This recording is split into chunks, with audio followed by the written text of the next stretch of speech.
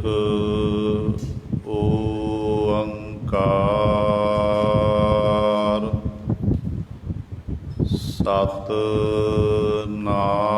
सतनाम करता पुरख निर्भौ निर्वैर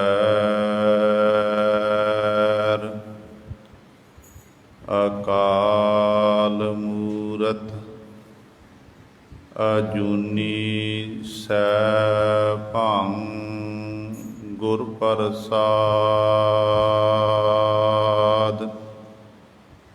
मन चाओ भया प्रभ आगम सुनिया हर मंगल गाओ सखी गृह मंदिर बनिया हर गाओ मंगल नित सखीए सोग दुख ना व्यापे गुर चरण लागे दिन सुभागे अपना पिर जापे अनहत बाणी गुर शब्द जानी हर नाम हर रस भोगो कह नानक प्रभ आप मिलिया करण कारण जोगो कह नानक प्रभ आप मिलिया करण कारण जोगो तेग बहादुर सिमरिया घर नौ नित आवै धाए सब थाई होए सहाय सब थाई होए सहाय बाणी गुरु गुरु है बाणी बिच बाणी अमृत सारे गुर बाणी कहै सेवक जन मानै परतख गुरु निस्तारे सो कहो टल गुर सेविया अहनस सहज सुभाए दर्शन परसया गुरु कै जन्म मरण दुख जाए होवै सिफत खसामदी नूर अरसो कुरसो झटिया तुध डिठे सच्चे पातशाह मल जन्म जन्म दी कटिया सच्चा पातशाह सिर साहांदै जिस पास बैठिया सोहिया सबना दा वेसाहो सतनाम श्री वाहिगुरु साहिब जी क्या पढ़िया क्या गुनिया क्या वेद पुराना सुनिया पढ़े सुने क्या होई जो सहज न मिलियो सोई क्या पढ़िया क्या गुनिया क्या वेद पुराना सुनिया पढ़े सुने क्या होई ਜੋ ਸਹਿਜ ਨ ਮਿਲਿਓ ਸੋਈ। ਹਰ ਕਾ ਨਾਮ ਨ ਜਪਸ ਗਵਾਰਾ। ਕਿਆ ਸੋਚਹਿ ਬਾਰੰਬਾਰ। ਰਹਾਉ ਅੰਧਿਆਰੇ ਦੀਪਕ ਚਹੀਐ। ਇਕ ਬਸਤ ਅਗੋਚਰ ਲਹੀਐ। ਬਸਤ ਅਗੋਚਰ ਪਾਈ। ਘਟ ਦੀਪਕ ਰਹਿਆ ਸਮਾਈ। ਕਹੈ ਕਬੀਰ ਅਬ ਜਾਣਿਆ। ਜਬ ਜਾਣਿਆ ਤੋ ਮਨ ਮਾਨਿਆ। ਮਨ ਮਾਨੇ ਲੋਗ ਨਾ ਭਤੀਜੈ। ਨਾ ਭਤੀਜੈ ਤੋ ਕਿਆ ਕੀਜੈ। ਕਹਿ ਕਬੀਰ ਅਬ ਜਾਣਿਆ। ਜਬ ਜਾਣਿਆ ਤੋ ਮਨ ਮਾਨਿਆ। ਮਨ ਮਾਨੇ ਲੋਗ ਨਾ ਭਤੀਜੈ।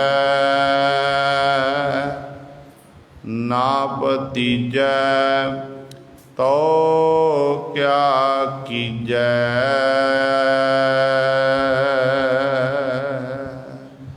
ਵਾਹਿਗੁਰੂ ਜੀ ਕਾ ਖਾਲਸਾ ਵਾਹਿਗੁਰੂ ਜੀ ਕੀ ਫਤਿਹ। ਪਰਮ ਸਨਮਾਨਯੋਗ ਜੁਗੋ ਜੁਗ ਅਟਲ ਚਬਰ ਛਤਰ ਤਖ਼ਤ ਦੇ ਮਾਲਕ ਬਾਣੀ ਕੇ ਬੋਹਿਤ ਧੰਨ ਧੰਨ ਸਾਹਿਬ ਸ੍ਰੀ ਗੁਰੂ ਗ੍ਰੰਥ ਸਾਹਿਬ ਸੱਚੇ ਸਤਿਗੁਰੂ ਜੀ ਦੀ ਪਾਵਨ ਪਵਿੱਤਰ ਨਿੱਘੀ ਗੋਦ ਅੰਦਰ ਜੁੜ ਬੈਠੇ ਗੁਰੂ ਰੂਪ ਗੁਰੂ ਸਬਾਰੇ ਸਤ ਸੰਗੀ ਜਨੋ, ਆਪ ਜੀ ਵੱਡ ਭਾਗੇ ਹੋ ਜੋ ਦਸ਼ਮੇਸ਼ ਪਿਤਾ ਗੁਰੂ ਕਲਗੀਧਰ ਸਤਿਗੁਰੂ ਅੰਮ੍ਰਿਤ ਕੇ ਦਾਤੇ ਸਰਬੰਸ ਦਾਨੀ ਸਹਿਬੇ ਕਮਾਲ ਧੰਨ ਧੰਨ ਸਾਹਿਬ ਸ੍ਰੀ ਗੁਰੂ ਗੋਬਿੰਦ ਸਿੰਘ ਮਹਾਰਾਜ ਜੀ ਦੀ ਚਰਨ ਛੋਹ ਧਰਤੀ ਮਹਾਨ ਪਵਿੱਤਰ ਅਸਥਾਨ ਗੁਰਦੁਆਰਾ ਮੰਜੀ ਸਾਹਿਬ ਆਲਮਗੀਰ ਵਿਖੇ ਅੰਮ੍ਰਿਤ ਵੇਲੇ ਤੋਂ ਹਾਜ਼ਰੀਆਂ ਭਰ ਕੇ ਸਤ ਸੰਗਤ ਕਰਕੇ ਸਤਿਗੁਰੂ ਮਹਾਰਾਜ ਜੀ ਦੀਆਂ ਖੁਸ਼ੀਆਂ ਪ੍ਰਾਪਤ ਕਰ ਰਹੇ ਹੋ। ਸਤਿਗੁਰਾਂ ਦੇ ਪਾਵਨ ਦਰਬਾਰ ਦੇ ਵਿੱਚ ਅੰਮ੍ਰਿਤ ਵੇਲੇ ਤੋਂ ਸਜੇ ਹੋਏ ਦੀਵਾਨਾਂ ਵਿੱਚ ਆਪ ਜੀ ਨੇ ਹੁਣੇ ਹੀ ਸਤਿਕਾਰਯੋਗ ਗੁਰੂ ਘਰ ਦੇ ਕੀਰਤਨੀਆਂ ਪਾਸੋਂ ਸ਼੍ਰੀ ਆਸਾ ਜੀ ਕੀ ਵਾਰ ਦੇ ਕੀਰਤਨ ਸ਼ਰਵਣ ਕੀਤੇ ਹਨ। ਸੋ ਆਓ ਗੁਰੂ ਸਵਾਰਿਓ, ਜਿੱਥੇ ਆਪ ਸੰਗਤਾਂ ਨਿਤਾ ਪ੍ਰਤੀ ਲੜੀਵਾਰ ਗੁਰਬਾਣੀ ਦੀ ਕਥਾ ਵਿਚਾਰ ਸ਼ਰਵਣ ਕਰਦੀਆਂ ਹਨ, ਉੱਥੇ ਅੱਜ ਨਾਲ ਹੀ ਤੇਗ ਬਹਾਦਰ ਸਿਮਰਿਆ ਘਰ ਨੌ ਨਿਧ ਆਵੈ ਧਾਏ ਸਭ ਥਾਈਂ ਹੋਏ ਸਹਾਏ। ਧੰਨ ਧੰਨ ਸਾਹਿਬ ਸ੍ਰੀ ਗੁਰੂ ਤੇਗ ਬਹਾਦਰ ਸਾਹਿਬ ਮਹਾਰਾਜ, ਜਿਨ੍ਹਾਂ ਦਾ 400 ਸਾਲਾ ਪ੍ਰਕਾਸ਼ ਪੁਰਬ ਹੈ। 400 ਸਾਲਾ ਪ੍ਰਕਾਸ਼ ਪੁਰਬ ਸ਼ਤਾਬਦੀ ਦੀ ਆਪ ਸਰਬੱਤ ਸੰਗਤਾਂ ਨੂੰ ਲੱਖ ਲੱਖ ਵਧਾਈ। ਆਓ ਗੁਰੂ ਸਵਾਰਿਓ, ਕੁਝ ਸਮੇਂ ਲਈ ਧੰਨ ਧੰਨ ਸਾਹਿਬ ਸ੍ਰੀ ਗੁਰੂ ਤੇਗ ਬਹਾਦਰ ਪਾਤਸ਼ਾਹ ਮਹਾਰਾਜ ਦੇ ਜੋ ਪਾਵਨ ਜੀਵਨ ਹੈ, ਸਤਿਗੁਰੂ ਜੀ ਨੇ ਸਾਨੂੰ ਬਾਣੀ ਰਾਹੀਂ ਕੀ ਉਪਦੇਸ਼ ਦੇਣਾ ਕੀਤਾ ਹੈ, ਸਤਿਗੁਰਾਂ ਦੇ ਜੀਵਨ ਤੋਂ ਸਾਨੂੰ ਕਿਹੜੀ ਕਿਹੜੀ ਸਿੱਖਿਆ ਮਿਲਦੀ ਹੈ, ਤੇ ਆਪਾਂ ਸਤਿਗੁਰ ਦੇ ਇਤਿਹਾਸ ਤੋਂ ਜਾਣੂ ਹੋਣਾ ਹੈ। ਸੋ ਸਤਿਗੁਰੂ ਗੁਰੂ ਤੇਗ ਬਹਾਦਰ ਸਾਹਿਬ ਮਹਾਰਾਜ, ਜਦੋਂ ਆਪਾਂ ਪਾਤਸ਼ਾਹ ਦੀ ਬਾਣੀ ਪੜ੍ਹਦੇ ਹਾਂ, ਯਾਦ ਰੱਖਣਾ ਜਿਸ ਗੁਰੂ ਸਾਹਿਬਾਨ ਦੀ ਆਪਾਂ ਬਾਣੀ ਪ੍ਰਕਾਸ਼ ਪੁਰਬ ਸ਼ਤਾਬਦੀ ਮਨਾ ਰਹੇ ਹਾਂ, ਉਸ ਗੁਰੂ ਸਾਹਿਬਾਨ ਦੇ 15 ਰਾਗਾਂ ਦੇ ਵਿੱਚ 116 ਸ਼ਬਦ ਨੇ, ਤੇ ਇਹ ਆਪਾਂ ਯਾਦ ਰੱਖਣਾ ਹੈ। ਤੇ ਸਤਿਗੁਰੂ ਜਦੋਂ ਸਤਿਗੁਰ ਦੀ ਬਾਣੀ ਪੜ੍ਹਦੇ ਹਾਂ, ਬਾਣੀ ਦੇ ਵਿੱਚ ਪਾਤਸ਼ਾਹ ਦੇ ਤਿਆਗ ਵੀ ਹੈ, ਬਾਣੀ ਦੇ ਵਿੱਚ ਪਾਤਸ਼ਾਹ ਦੇ ਅਨੁਰਾਗ ਵੀ ਹੈ, ਤੇ ਨਾਲ ਹੀ ਬਾਣੀ ਵਿੱਚ ਵਿਰਾਗ ਵੀ ਹੈ। ਜਿੰਨੀ ਵੀ ਸਤਿਗੁਰਾਂ ਦੀ ਬਾਣੀ ਹੈ, ਚਾਹੇ ਸ਼ਲੋਕ ਨੇ, ਚਾਹੇ ਗੁਰੂ ਸਵਾਰੇ ਸ਼ਬਦ ਹਨ, ਸ਼ਬਦਾਂ ਦੇ ਵੀ ਸਾਰੀ ਸਤਿਗੁਰਾਂ ਦੀ ਵਿਰਾਗਮਈ ਬਾਣੀ ਹੈ। ਜਦੋਂ ਤਿਆਗ ਦੀ ਗੱਲ ਆਉਂਦੀ ਹੈ ਤੇ ਸਤਿਗੁਰੂ ਮਹਾਰਾਜ ਦੀ ਬਾਣੀ ਵਿੱਚੋਂ ਸਾਨੂੰ ਤਿਆਗ ਦੇ ਬਾਬਤ ਹੀ ਬਚਨ ਪ੍ਰਾਪਤ ਹੁੰਦੇ ਨੇ। ਪਰ ਤਿਆਗ ਇਹ ਨਹੀਂ ਕਿ ਆਪਣਾ ਘਰ-ਬਾਰ ਛੱਡ ਕੇ ਜੰਗਲ ਵਾਸੀ ਬਣ ਜਾਣਾ, ਪਰਿਵਾਰ ਨੂੰ ਛੱਡ ਕੇ ਚਲੇ ਜਾਣਾ, ਨਹੀਂ। ਤਿਆਗ ਉਹ ਕਿ ਰਹਿਣਾ ਸੰਸਾਰ ਦੇ ਵਿੱਚ, ਵਿਚਰਨਾ ਸੰਸਾਰ ਦੇ ਵਿੱਚ, ਆਪਣੇ ਕਾਰ ਵਿਹਾਰ ਵੀ ਕਰਨੇ ਹਨ, ਤੇ ਕਾਰ ਵਿਹਾਰ ਕਰਦਿਆਂ ਹੋਇਆਂ ਤੇ ਨਾਲ ਨਾਲ ਉਸ ਪਰਿਪੂਰਨ ਪਰਮਾਤਮਾ ਨਾਲ ਆਪਣੀ ਸੁਰਤੀ ਨੂੰ ਜੋੜ ਕੇ ਰੱਖਣਾ, ਤੇ ਮਨ ਦੇ ਵਿੱਚੋਂ ਵਿਸ਼ੇ ਵਿਕਾਰਾਂ ਦਾ ਤਿਆਗ ਕਰ ਦੇਣਾ, ਬੁਰਾਈ ਦਾ ਤਿਆਗ ਕਰ ਦੇਣਾ। ਅਸਲ ਵਿੱਚ ਉਹ ਤਿਆਗ ਦੇ ਧਾਰਨੀ ਸਨ ਗੁਰੂ ਤੇਗ ਬਹਾਦਰ ਸਾਹਿਬ ਮਹਾਰਾਜ। ਜੇ ਅਨੁਰਾਗ ਦੀ ਗੱਲ ਕਰੀਏ, ਜਦੋਂ ਸਤਿਗੁਰੂ ਜੀ ਉਸ ਮਾਲਕ ਦਾ ਚਿੰਤਨ ਕਰਦੇ ਸਨ, ਚਿੰਤਨ ਕਰਦਿਆਂ ਸਮੇਂ ਸਮਾਧੀ ਦੇ ਵਿੱਚ ਲੀਨ ਹੋ ਜਾਣਾ, ਉਸਤਤ ਸੁਣਨੀ, ਮਾਲਕ ਦੀ ਵਡਿਆਈ ਸੁਣਨੀ, ਤੇ ਗੁਰੂ ਸਵਾਰਿਓ ਇੰਨੇ ਪ੍ਰੇਮ ਦੇ ਵਿੱਚ ਨਿਮਗਨ ਹੋ ਜਾਣਾ ਕਿ ਆਪਣੇ ਆਪ ਦੀ ਸੋਝੀ ਨਹੀਂ ਰਹਿਣੀ, ਇੰਨੇ ਮਸਤ ਹੋ ਜਾਣਾ। ਇੱਥੋਂ ਤੱਕ ਇਤਿਹਾਸਕਾਰਾਂ ਨੇ ਗੁਰੂ ਤੇਗ ਬਹਾਦਰ ਪਾਤਸ਼ਾਹ ਦੇ ਸਮੇਂ ਦੀ ਗਾਥਾ ਲਿਖੀ ਹੈ। ਕਹਿੰਦੇ ਨੇ ਸਤਿਗੁਰੂ ਗੁਰੂ ਤੇਗ ਬਹਾਦਰ ਪਾਤਸ਼ਾਹ ਇੱਕ ਵਾਰੀ ਆਪਣੇ ਹਾਣੀਆਂ ਨਾਲ, ਜਿਹੜੇ ਸੰਗੀ ਸਾਥੀ ਸੀ, ਉਹਨਾਂ ਨਾਲ ਵਿਚਰ ਰਹੇ ਨੇ। ਛੋਟੀ ਬਚਪਨ ਵਿੱਚ ਵਿਚਰਦਿਆਂ ਹੋਇਆਂ ਕਹਿੰਦੇ ਨੇ ਮਾਲਕ ਦੀ ਇਬਾਦਤ ਵਿੱਚ, ਪ੍ਰਭੂ ਦੀ ਯਾਦ ਵਿੱਚ ਚੌਂਕੜਾ ਮਾਰ ਕੇ ਬੈਠ ਗਏ, ਸਮਾਧੀ ਵਿੱਚ ਲੀਨ ਹੋ ਗਏ। ਸਮਾਧੀ ਵਿੱਚ ਐਸੇ ਲੀਨ ਹੋਏ ਜਿਹੜੇ ਨਾਲ ਦੇ ਸੰਗੀ ਸਾਥੀ ਸਨ, ਉਹਨਾਂ ਨੇ ਸਤਿਗੁਰੂ ਗੁਰੂ ਤੇਗ ਬਹਾਦਰ ਪਾਤਸ਼ਾਹ ਮਹਾਰਾਜ ਦੇ ਵਸਤਰ ਉਤਾਰ ਦਿੱਤੇ, ਤੇ ਵਸਤਰ ਉਤਾਰੇ, ਪਰ ਗੁਰੂ ਤੇਗ ਬਹਾਦਰ ਪਾਤਸ਼ਾਹ ਉਸੇ ਤਰ੍ਹਾਂ ਅਡੋਲ ਚਿੱਤ ਬੈਠੇ ਰਹੇ। ਤੇ ਦੇਖ ਕੇ ਹੈਰਾਨ ਹੋ ਗਏ ਨਾਲ ਦੇ ਸੰਗੀ ਸਾਥੀ ਕਿ ਦੇਖੋ, ਸਤਿਗੁਰ ਦੇ ਸੀ ਗੁਰੂ ਕੇ ਸਾਹਿਬਜ਼ਾਦੇ ਦੇ ਵਸਤਰ ਵੀ ਉਤਾਰੇ ਹਨ, ਪਰ ਸਤਿਗੁਰੂ ਜੀ ਬਿਲਕੁਲ ਵੀ ਹਿੱਲੇ ਨਹੀਂ, ਸਮਾਧੀ ਉਸੇ ਤਰ੍ਹਾਂ ਲੱਗੀ ਰਹੀ। ਅਸਲ ਵਿੱਚ ਸਤਿਗੁਰੂ ਜੀ ਨੇ ਆਪਣੇ ਜੀਵਨ ਤੋਂ ਸਾਨੂੰ ਇਹ ਸਮਝਾਇਆ ਹੈ ਕਿ ਅੱਜ ਮੈਂ ਆਪਣੇ ਵਸਤਰ ਉਤਾਰੇ ਹਨ ਬਚਪਨ ਦੇ ਵਿੱਚ, ਸਮਾਂ ਆਵੇਗਾ ਤੇ ਇਸ ਹਿੰਦੁਸਤਾਨ ਦੀ ਰੱਖਿਆ ਦੇ ਲਈ, ਧਰਮ ਦਾ ਰੱਖਿਅਕ ਬਣ ਕੇ ਮੈਂ ਆਪਣਾ ਸੀਸ ਵੀ ਉਤਾਰ ਦਿਆਂਗਾ। ਉਦੋਂ ਵੀ ਮੈਂ ਅਡੋਲ ਚਿੱਤ ਬੈਠਾ ਰਹਾਂਗਾ, ਜਿਵੇਂ ਅੱਜ ਸਮਾਧੀ 'ਚ ਬੈਠਾ ਹੋਇਆ ਹੈ, ਇਸੇ ਤਰ੍ਹਾਂ ਦਿੱਲੀ ਦੀ ਚਾਂਦਨੀ ਚੌਂਕ ਵਿਖੇ ਉੱਥੇ ਵੀ ਮੈਂ ਇਸੇ ਤਰ੍ਹਾਂ ਅਡੋਲ ਚਿੱਤ ਸਮਾਧੀ ਵਿੱਚ ਹੀ ਬੈਠਾ ਰਹਾਂਗਾ। ਅਸਲ ਵਿੱਚ ਇਹ ਬਚਪਨ ਤੋਂ ਹੀ ਗੁਰੂ ਸਰ ਤਿਆਰੀਆਂ ਪ੍ਰਾਰੰਭ ਹੋਈਆਂ ਨੇ। ਸ਼ਹੀਦੀ ਦੇਣੀ, ਸ਼ਹਾਦਤ ਦੇਣੀ, ਆਪਣੇ ਸੀਸ ਦੀ ਕੁਰਬਾਨੀ ਦੇਣੀ, ਇਹਨੂੰ ਦੇਣ ਦੇ ਲਈ ਪਹਿਲਾਂ ਤਿਆਰੀਆਂ ਕਰਨੀਆਂ ਪੈਂਦੀਆਂ ਨੇ। ਤੇ ਬਚਪਨ ਤੋਂ ਲੈ ਕੇ ਅਖੀਰਲੇ ਸਮੇਂ ਤੱਕ ਗੁਰੂ ਤੇਗ ਬਹਾਦਰ ਪਾਤਸ਼ਾਹ ਮਹਾਰਾਜ ਪ੍ਰੇਮਾ ਭਗਤੀ ਦੇ ਵਿੱਚ ਹੀ ਲੀਨ ਰਹੇ ਨੇ। ਵੱਧ ਤੋਂ ਵੱਧ ਸਮਾਂ ਪਾਤਸ਼ਾਹ ਜਿੱਥੇ ਸਿੱਖੀ ਦਾ ਪ੍ਰਚਾਰ ਕੀਤਾ, ਨਾ ਡਰੋ ਨਾ ਡਰਾਓ, ਤੇ ਸਤਿਗੁਰੂ ਦਾ ਇਹ ਨਾਅਰਾ ਬੁਲੰਦ ਕੀਤਾ, ਉੱਥੇ ਨਾਲ ਸਤਿਗੁਰੂ ਜੀ ਵੱਧ ਤੋਂ ਵੱਧ ਸਮਾਂ ਪ੍ਰੇਮਾ ਭਗਤੀ 'ਚ ਬਤੀਤ ਕਰਦੇ ਸੀ। ਸੋ ਸਤਿਗੁਰੂ ਦੀ ਬਾਣੀ ਵਿੱਚ ਜਿੱਥੇ ਵਿਰਾਗ ਹੈ ਉੱਥੇ ਤਿਆਗ ਹੈ ਤੇ ਨਾਲ ਅਨੁਰਾਗ ਹੈ। ਕਿਉਂਕਿ ਅਨੁਰਾਗ ਪ੍ਰੇਮ ਉਦੋਂ ਪੈਦਾ ਹੁੰਦਾ ਏ ਜਦੋਂ ਸਾਡੇ ਅੰਦਰ ਗੁਰੂ ਨੂੰ ਮਿਲਣ ਦੀ ਲਾਲਸਾ ਪੈਦਾ ਹੋ ਜਾਵੇ। ਗੁਰੂ ਘਰ ਵਿਖੇ ਆਪਾਂ ਨਤਮਸਤਕ ਹੁੰਦੇ ਹਾਂ, ਕਥਾ ਸੁਣਦੇ ਹਾਂ, ਕੀਰਤਨ ਸੁਣਦੇ ਹਾਂ, ਹਾਜ਼ਰੀਆਂ ਭਰਦੇ ਹਾਂ। ਇਹ ਕੀ ਹੈ? ਸਾਡਾ ਗੁਰੂ ਨਾਲ ਪ੍ਰੇਮ ਹੈ। ਚਾਹੇ ਆਪਾਂ ਸਰੀਰਕ ਤੌਰ 'ਤੇ ਬੈਠੇ ਹਾਂ, ਚਾਹੇ ਮਨ ਕਰਕੇ ਬੈਠੇ ਹਾਂ। ਬਹੁਤ ਦਰ ਸਾਡੀ ਹਾਲਤ ਹੈ ਕਿ ਸਾਡਾ ਮਨ ਕਿਤੇ ਹੋਰ ਹੁੰਦਾ, ਸਰੀਰ ਇੱਥੇ ਹੁੰਦਾ ਹੈ। ਜਿਹੜੇ ਮਨ ਕਰਕੇ ਬੈਠੇ ਉਹਨਾਂ ਉੱਤੇ ਸਤਿਗੁਰੂ ਦੀ ਬੜੀ ਬਖਸ਼ਿਸ਼ ਹੈ, ਪਰ ਹੈ ਤਾਂ ਗੁਰੂ ਨਾਲ ਪ੍ਰੇਮ ਹੈ ਨਾ। ਆਪਣਾ ਘਰ-ਬਾਰ ਛੱਡ ਕੇ ਆਉਣਾ, ਸਭ ਤੋਂ ਪਹਿਲਾਂ ਗੁਰੂ ਸਾਹਿਬਾਨ ਨੂੰ ਆ ਕੇ ਨਤਮਸਤਕ ਹੋਣਾ, ਗੁਰੂ ਦੀਆਂ ਕਥਾ ਕਹਾਣੀਆਂ ਸੁਣਨੀਆਂ, ਇਹ ਗੁਰੂ ਦੇ ਨਾਲ ਪ੍ਰੇਮ ਹੈ। ਗੁਰੂ ਪਾਤਸ਼ਾਹ ਦੇ ਚਰਨਾਂ 'ਚ ਅਰਦਾਸ ਬੇਨਤੀ ਕਰਿਆ ਕਰੋ ਕਿ ਸੱਚੇ ਪਾਤਸ਼ਾਹ ਜੀ, ਜਿੱਥੇ ਆਪ ਜੀ ਨੇ ਨਿਤਾ ਪ੍ਰਤੀ ਸਾਨੂੰ ਆਪਣੇ ਦਰ ਦੀ ਹਾਜ਼ਰੀ ਬਖਸ਼ਿਸ਼ ਕੀਤੀ ਹੈ, ਆਪਣੀ ਗੋਦ ਵਿੱਚ ਬੈਠਣ ਦਾ ਸੁਭਾਗਾ ਸਮਾਂ ਬਖਸ਼ਿਸ਼ ਕੀਤਾ ਹੈ, ਸਤਿਗੁਰੂ ਅਸੀਂ ਤੇਰੇ ਦਰ ਤੋਂ ਪਦਾਰਥਵਾਦੀ ਸੋਚ ਵੱਲ ਹੋਣ ਕਰਕੇ ਅਸੀਂ ਨਿਤਾ ਪ੍ਰਤੀ ਤੇਰੇ ਦਰ ਤੋਂ ਪਦਾਰਥ ਮੰਗਦੇ ਹਾਂ, ਦੁੱਧ ਮੰਗਦੇ, ਪੁੱਤ ਮੰਗਦੇ, ਕਾਰੋਬਾਰ, ਤੰਦਰੁਸਤੀ ਇਤਿਆਦਿਕ ਮੰਗਦੇ ਹਾਂ। ਉੱਥੇ ਨਾਲ ਇਹ ਬੇਨਤੀ ਕਰਿਆ ਕਿਉਂਕਿ ਪਾਤਸ਼ਾਹ ਜੀ ਤਨ ਕਰਕੇ ਬਿਠਾਇਆ ਏ, ਸਤਿਗੁਰੂ ਇੱਕ ਦਿਨ ਐਸਾ ਸਮਾਂ ਵੀ ਲਿਆਵੋ ਤਾਂ ਕਿ ਤੁਹਾਡੀ ਹਜ਼ੂਰੀ ਦੇ ਵਿੱਚ ਅਸੀਂ ਮਨ ਕਰਕੇ ਬੈਠ ਜਾਈਏ। ਜਿਸ ਦਿਨ ਗੁਰੂ ਸਵਾਰਿਓ ਮਨ ਕਰਕੇ ਬੈਠ ਗਏ ਨਾ, ਉਸ ਦਿਨ ਫਿਰ ਅਸੀਂ ਚਾਹੇ ਆਪਣੇ ਘਰ ਵਿੱਚ ਬੈਠੇ ਹੋਈਏ, ਚਾਹੇ ਆਪਾਂ ਸਫ਼ਰ ਕਰਦੇ ਹੋਈਏ, ਚਾਹੇ ਕਾਰੋਬਾਰ ਕਰਦੇ ਹੋਈਏ, ਤੇ ਸਾਡਾ ਅਸੀਂ ਮਨ ਕਰਕੇ ਗੁਰੂ ਚਰਨਾਂ ਵਿੱਚ ਹੀ ਬੈਠੇ ਹੋਵਾਂਗੇ।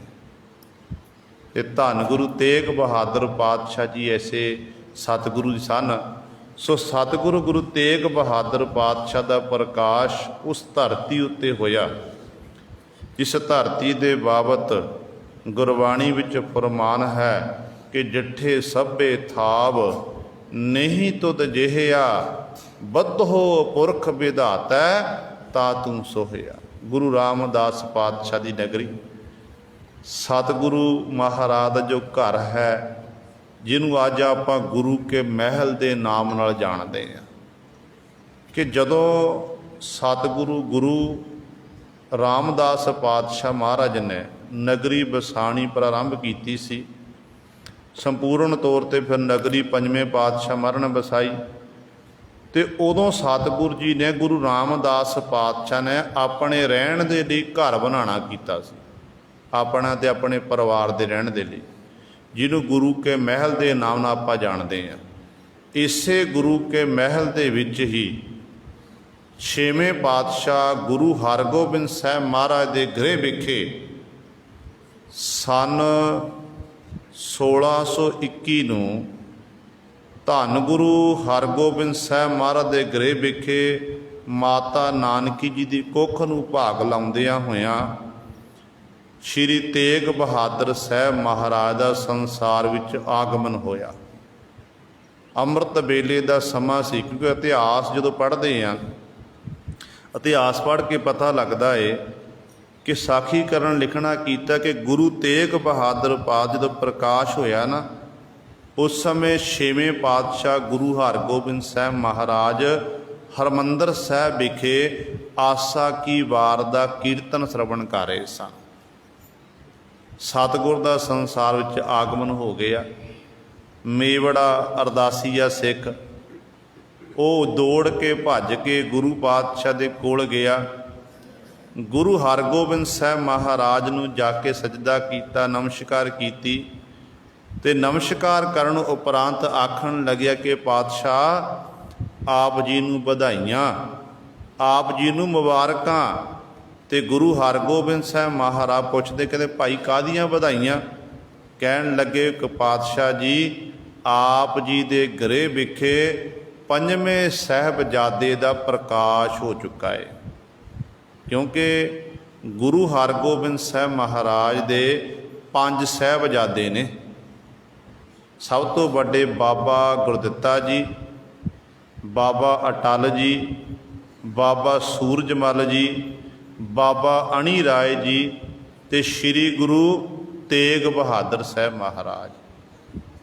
ਧੰਨ ਗੁਰੂ ਤੇਗ ਬਹਾਦਰ, ਇੱਕ ਸਪੁੱਤਰੀ ਬੀਬੀ ਬੀਰੋ ਜੀ, ਸਭ ਤੋਂ ਛੋਟੇ ਜਿਹੜੇ ਸਾਹਿਬਜ਼ਾਦੇ ਨੇ ਇਹ ਗੁਰੂ ਤੇਗ ਬਹਾਦਰ ਸਾਹਿਬ ਮਹਾਰਾਜ ਹਨ। ਜਦੋਂ ਗੁਰੂ ਹਰਗੋਬਿੰਦ ਸਾਹਿਬ ਮਹਾਰਾਜ ਨੇ ਮੇਵੜੇ ਸਿੱਖ ਪਾਸੋਂ ਇਹ ਸੁਣਨਾ ਕੀਤਾ ਕਿ ਸਾਹਿਬਜ਼ਾਦੇ ਦਾ ਪ੍ਰਕਾਸ਼ ਹੋਇਆ ਹੈ, ਤੇ ਸਤਿਗੁਰ ਨੇ ਆਸਾ ਦੀ ਵਾਰ ਦਾ ਕੀਰਤਨ ਸ਼ਰਵਣ ਕੀਤਾ, ਸਾਲ ਸਮਾਪਤੀ ਹੋਈ। ਫਿਰ ਗੁਰੂ ਗ੍ਰੰਥ ਸਾਹਿਬ ਮਹਾਰਾਜ ਪੋਥੀ ਪਰਮੇਸ਼ਰ ਕੇ ਥਾਨਾ ਨਿਵਾਜਿਆ ਹੋਇਆ ਸੀ। ਪ੍ਰਕਾਸ਼ ਬਾਨ ਸਨ ਹਰਿਮੰਦਰ ਸਾਹਿਬ ਵਿਖੇ। ਹਰਿਮੰਦਰ ਸਾਹਿਬ ਵਿਖੇ ਵੱਡੇ ਸਤਿਗੁਰਾਂ ਦਾ ਧਿਆਨ ਧਾਰਨ ਕਰਕੇ ਪਾਤਸ਼ਾਹ ਜੀ ਨੇ ਅਰਦਾਸ ਬੇਨਤੀ ਕੀਤੀ। ਅਰਦਾਸ ਬੇਨਤੀ ਕਰਨ ਉਪਰੰਤ ਸਤਿਗੁਰ ਜੀ ਫਿਰ ਆਪਣੇ ਗ੍ਰਹਿ ਗੁਰੂ ਕੇ ਮਹਿਲ ਵਿਖੇ ਜਾ ਕੇ ਪਹੁੰਚੇ ਨੇ।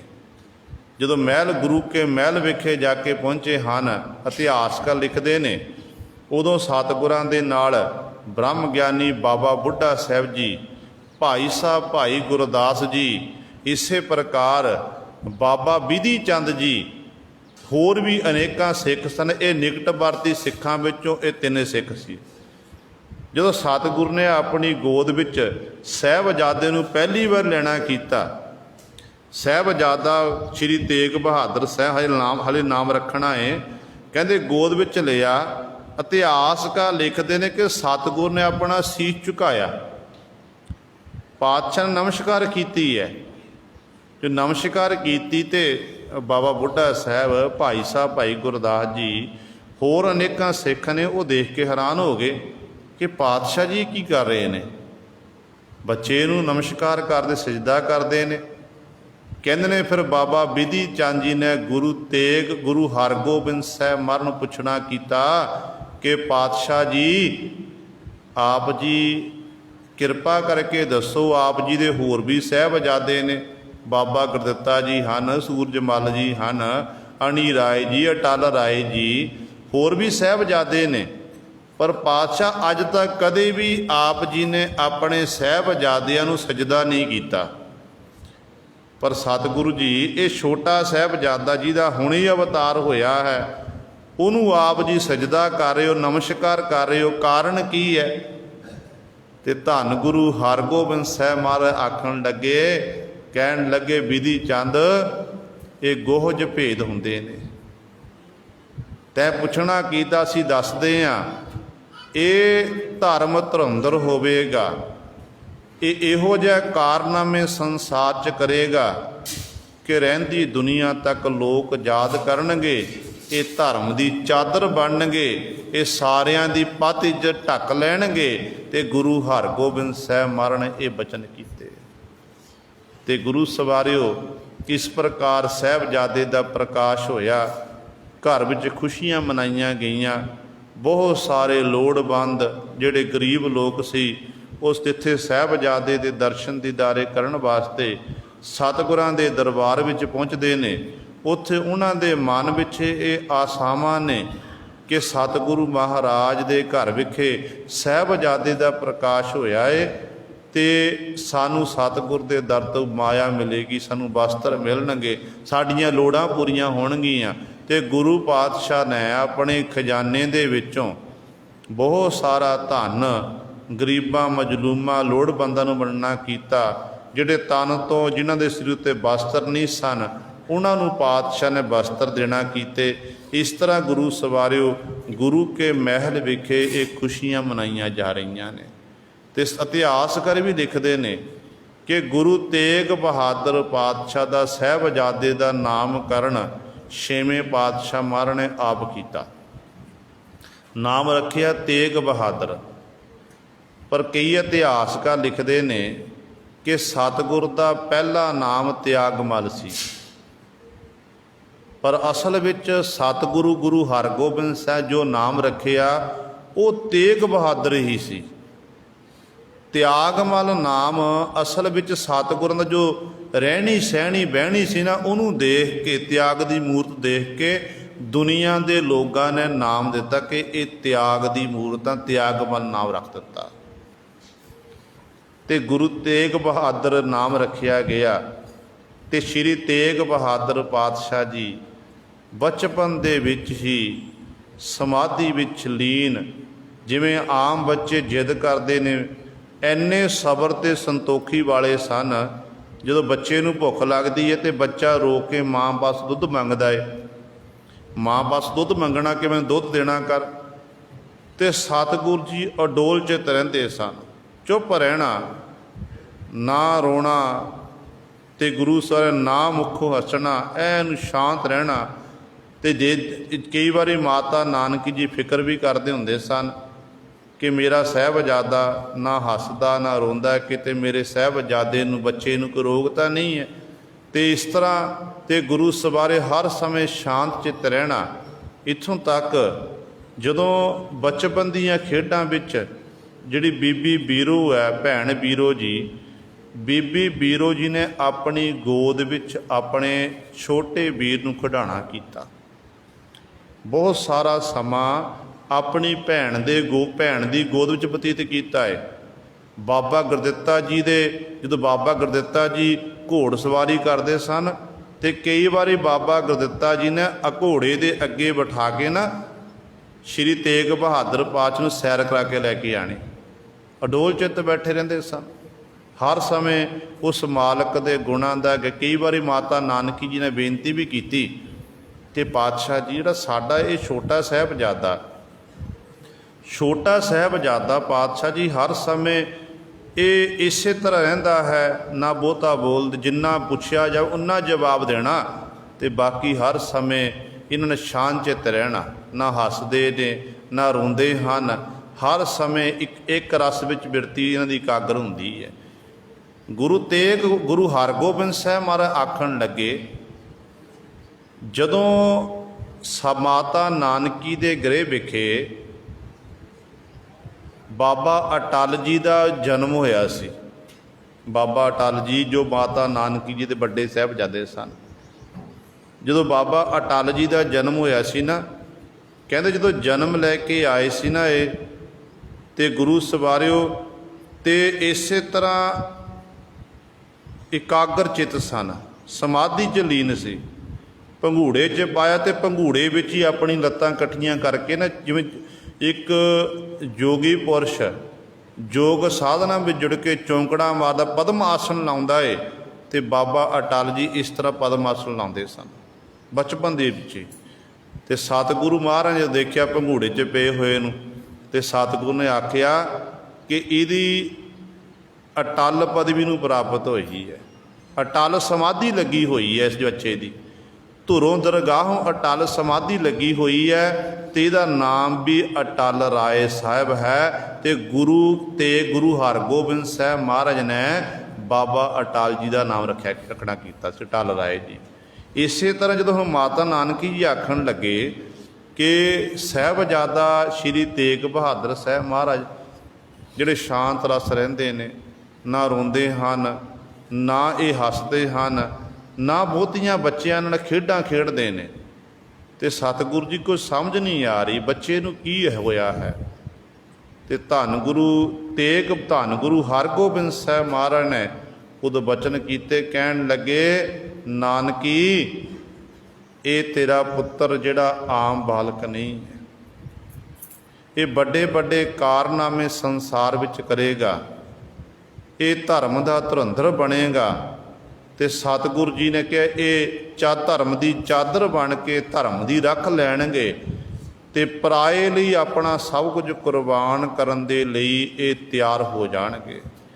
ਫਿਰ ਮਾਤਾ ਨਾਨਕੀ ਜੀ ਨੇ ਵੀ ਸਵਾਲ ਕੀਤਾ, ਕਹਿਣ ਲੱਗੇ ਕਿ ਪਾਤਸ਼ਾਹ ਜੀ, ਤੁਹਾਡੇ 5 ਸਾਹਿਬਜ਼ਾਦੇ ਹਨ, 5 ਸਾਹਿਬਜ਼ਾਦਿਆਂ ਵਿੱਚੋਂ ਮੈਂ ਦੇਖਣਾ ਕੀਤਾ ਕਿ ਤੁਸੀਂ ਛੋਟੇ ਸਾਹਿਬਜ਼ਾਦੇ ਸ਼੍ਰੀ ਤੇਗ ਬਹਾਦਰ ਸਾਹਿਬ ਮਹਾਰਾਜ ਨੂੰ ਬੜਾ ਪ੍ਰੇਮ ਕਰਦੇ, ਬੜਾ ਲਾਡ ਲਡਾਉਂਦੇ ਹੋ, ਕਾਰਨ ਕੀ ਹੈ ਪਾਤਸ਼ਾਹ ਜੀ?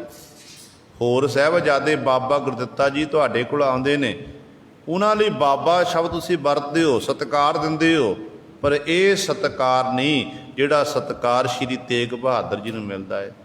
ਬਾਬਾ ਗੁਰਦਿੱਤਾ ਜੀ ਬੜੇ ਸਿਆਣੇ ਨੇ, ਜਿੱਥੇ ਉਹ ਭਜਨ ਬੰਦਗੀ ਕਰਦੇ ਉੱਥੇ ਜਿੰਨੇ ਵੀ ਗੁਰੂ ਘਰ ਦੇ ਸਾਰੇ ਕਾਰਜ ਨੂੰ ਉਹ ਸੰਭਾਲਦੇ ਨੇ।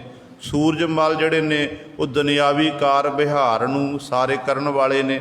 ਤੇ ਇਸ ਤਰ੍ਹਾਂ ਪਰ ਤੁਸੀਂ ਸਨਮਾਨ ਦਿੰਦੇ ਹੋ ਛੋਟੇ ਸਾਹਿਬਜ਼ਾਦੇ ਨੂੰ, ਕਾਰਨ ਕੀ ਹੈ? ਤੇ ਗੁਰੂ ਹਰਗੋਬਿੰਦ ਸਾਹਿਬ ਮਹਾਰਾਜ ਆਖਣ ਲੱਗੇ ਕਿ ਜਿਹੜਾ ਇਹ ਤੁਹਾਡਾ ਛੋਟਾ ਸਾਹਿਬਜ਼ਾਦਾ ਸ਼੍ਰੀ ਤੇਗ ਬਹਾਦਰ ਜੀ ਹਨ, ਇਹਨਾਂ ਦੇ ਘਰ ਵਿਖੇ ਉਸ ਬਾਲਕ ਨੇ ਜਨਮ ਲੈਣਾ, ਬਾਲਕ ਦਾ ਪ੍ਰਕਾਸ਼ ਹੋਵੇਗਾ ਜਿਹੜਾ ਤੁਰਕਾਨੇ ਦੀਆਂ ਜੜ੍ਹਾਂ ਉਖਾੜ ਦੇਵੇਗਾ।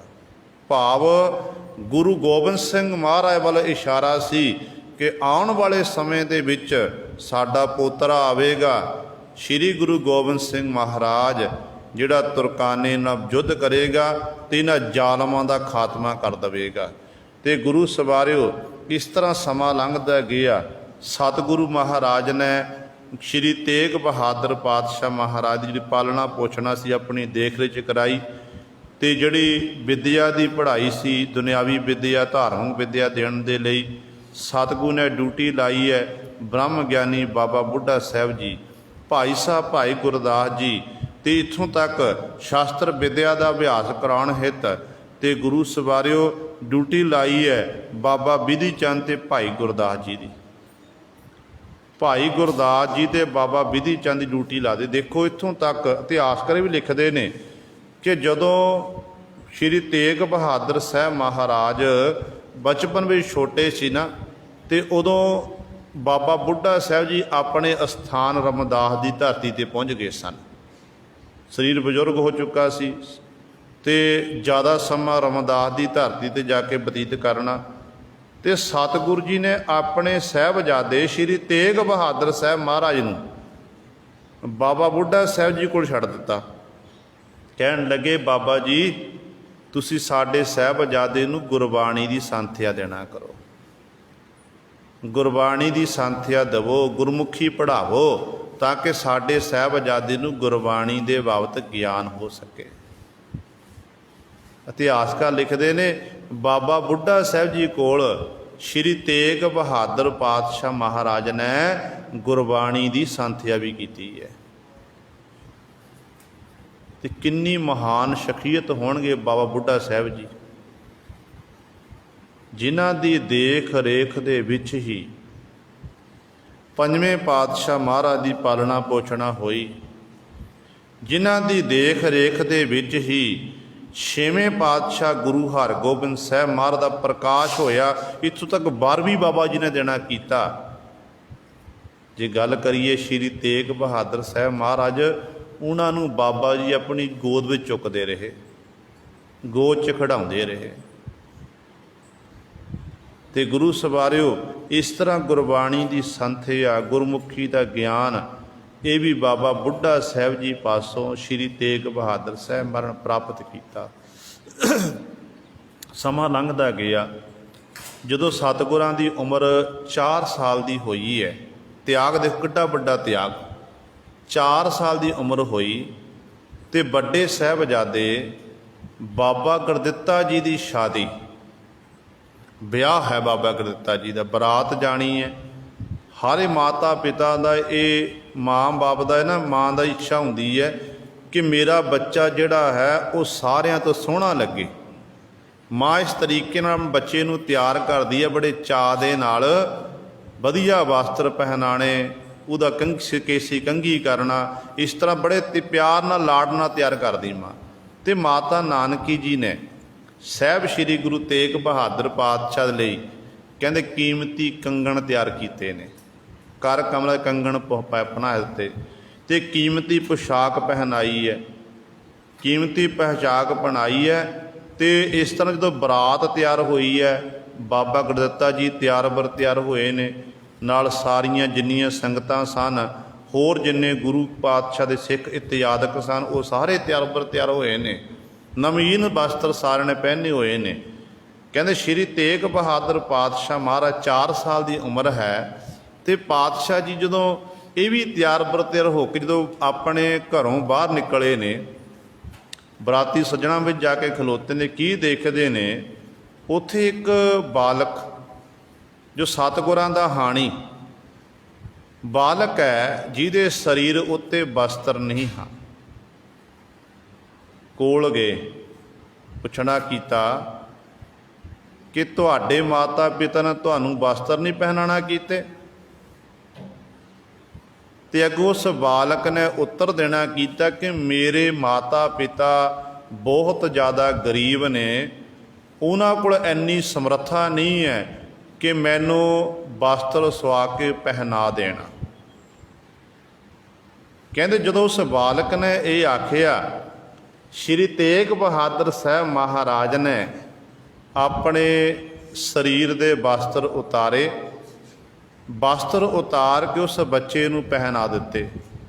ਕੀਮਤੀ ਕੰਗਣ ਸਨ, ਕੀਮਤੀ ਕੰਗਣ ਵੀ ਗੁਰੂ ਸਵਾਰੇ ਉਸ ਬਾਲਕ ਨੂੰ ਪਹਿਨਾ ਦਿੱਤੇ ਤੇ ਆਪ ਫਿਰ ਵਾਪਸ ਆਪਣੇ ਘਰ ਦੇ ਵਿੱਚ ਆਏ ਨੇ। ਉਧਰ ਮਾਤਾ ਮਰਵਾਹੀ ਜੀ, ਮਾਤਾ ਦਮੋਦਰੀ ਜੀ, ਮਾਤਾ ਨਾਨਕੀ, ਤਿੰਨੋਂ ਇਹ ਗੁਰੂ ਪਾਤਸ਼ਾਹ ਦੇ ਮਹਿਲ ਸਨ। ਇਹ ਬੈਠੇ ਹੋਏ ਨੇ, ਤਿਆਰੀ ਹੋਈ ਹੈ, ਬਰਾਤ ਨੇ ਚੜ੍ਹਾਈ ਕਰਨੀ ਹੈ, ਬਰਾਤ ਨੇ ਜਾਣਾ ਹੈ ਤੇ ਗੁਰੂ ਸਵਾਰਿਓ ਸਾਰੇ ਸ਼ਗਨ ਕੀਤੇ ਜਾ ਰਹੇ ਨੇ। ਤੇ ਸਾਹਮਣੇ ਨਿਗਾਹ ਪਈ ਆ ਮਾਤਾ ਜੀ ਦੀ।